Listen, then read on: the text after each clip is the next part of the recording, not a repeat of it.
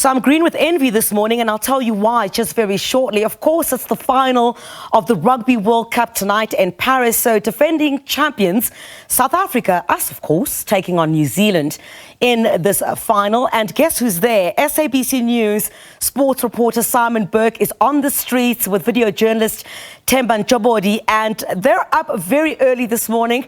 And we're going to keep you very busy today, Simon, because we really want you to paint a picture for us of what is taking place there. It looks very quiet behind you.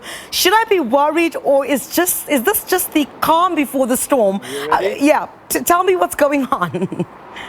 Are we ready? No, it's very quiet here, the Parisian streets, but that is how it is in Paris in the mornings. The city takes a while to wake up. They don't do things early on.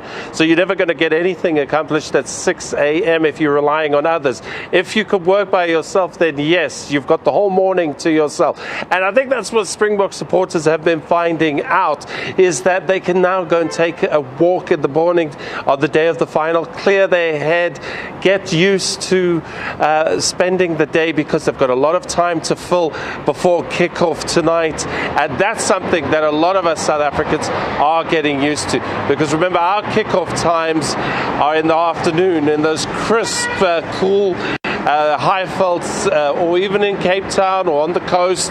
That's what we know of being rugby. The French, however, 9 p.m. That's when they kick off their main rugby matches. And for more, I've got a South African supporter, Albert. He's made the trek from the Republic.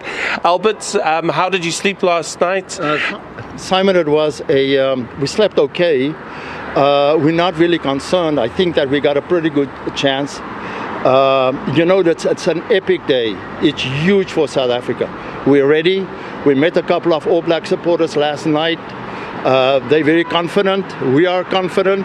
So we will be marching towards Stade de France approximately 12 today. And we're pretty confident. The weather is good. It's nice and crispy.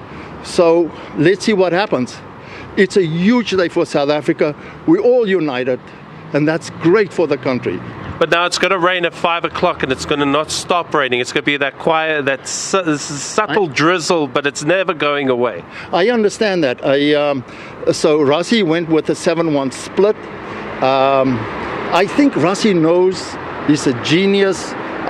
Whether the playing field will be wet or not remains to be seen, but we're pretty confident. And we will be in the stadium already at 7 p.m. getting ready. We are a huge battalion going in, okay? And we're marching, and we want to bring the cup back home. That's huge for the country. Talk to us about your meeting with the Kiwi supporters, right? Because it's a cordial relations. Really? They are our brothers in the Southern Hemisphere. No animosity, really. It's not like when we play England or some of the other nations. No, not at all. Very friendly, very competitive though. They're totally confident they're going to beat us. But then on the other hand, you don't get anything better. This is the ultimate rugby match. You know that. It's number 1 and number 2 in the world. You cannot get anything better.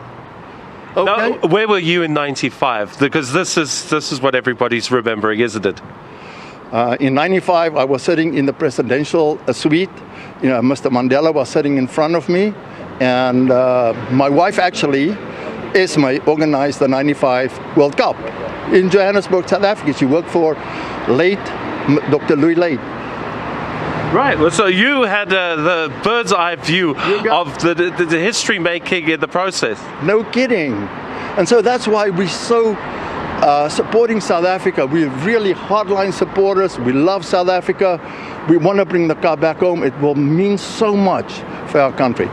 Now, you are seeing things that the people back home are they dying to hear about. What have you made of, say, for instance, the French and the reception we've got? Because the French, they really also don't have any animosity towards us. No, but the French are a little bit lukewarm.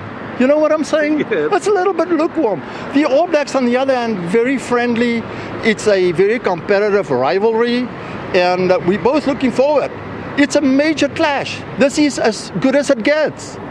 It is as good as it gets. Albert, you couldn't have put it any better. But Griselda, there you go. It is as good as it gets. This is the high echelon of world rugby. Yeah. There cannot be a bigger match. You can't conceive of one. The All Blacks versus the Springboks, and to be played out at the Stade de France in Paris, it's a fitting venue, a fitting neutral venue for these two behemoths. Simon, I tell you, there's so much jealousy in the studio here this morning for where you are. Certainly, this is the ultimate match, I can tell you. I've been jealous since you left. But anyway, look, I heard you speak about the weather conditions and the fact that it's going to rain. I think I saw a picture on social media of the Boks training in the rain. I'm not sure if my eyes were deceiving me there, but talk to us a bit about that, in the history, between, the All Blacks and the Boks, when they last took each other on. I remember just recently as well.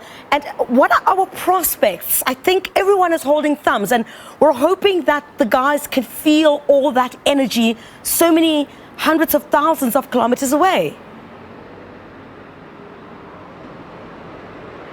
Right, well, the weather, yes, the weather is going to be an issue. At around about 5 p.m. we're expecting the drizzle to start and a little bit of a swirling wind to happen. And that precinct there where the Stade de France is in Saint-Denis, it's just going to continue. It's going to be monotonous. So the two teams are going to be playing in wet and damp conditions, and that's not going to let up. It's ideal for forwards, though. The big men up front, they're going to have their work cut out, but in the rain, they can feel like they've got extra energy. So from a South African perspective, if our game plan is as it is to keep it amongst the forwards, then this is not bad conditions for us to do this. New Zealand, however, they're also used to these conditions. They intend weathering our storm and hitting us on the counter-attack. They want to endure whatever the Springboks have. They know that the Springboks have come up with a plan. Their plan is to outlast us, is to go the distance, is to find a way. And New Zealand normally do find a way of late, although we have beaten them in the latest encounter, that a World Cup warm-up match at Twickenham. That was a huge boost for the South African team going into the World Cup. Now, the history of the two sides in World Cups, it's not very often that these two teams' paths cross, and when it is, it's normally a huge event. We beat them in 95, we beat them in 99, but then they came back, beat us in 2003, they beat us in 2019. So they have a slight edge of us, but we've beaten them in a World Cup final. We've also never been to a World Cup final and lost. They have. They understand what that's about. We understand that when you get to that final, you give everything, you leave everything on the field, and I think our record shows that. So they know that we're here to play. We know they're there to play. It doesn't get better. Simon, I'm going to let you go with all that excitement. Do enjoy where you are, yourself and Temba. Have a great time, and I hope the next time we speak, we'll be retaining, our champion spirit. All the best to the boys, certainly, this evening, and you go out there and have a great time. Thank you very much indeed, Simon. Burke, attending, of course, tonight, that final of the Rugby World Cup between South Africa, of course, the Springboks, and New Zealand, the All Blacks there. Certainly all looking forward to that.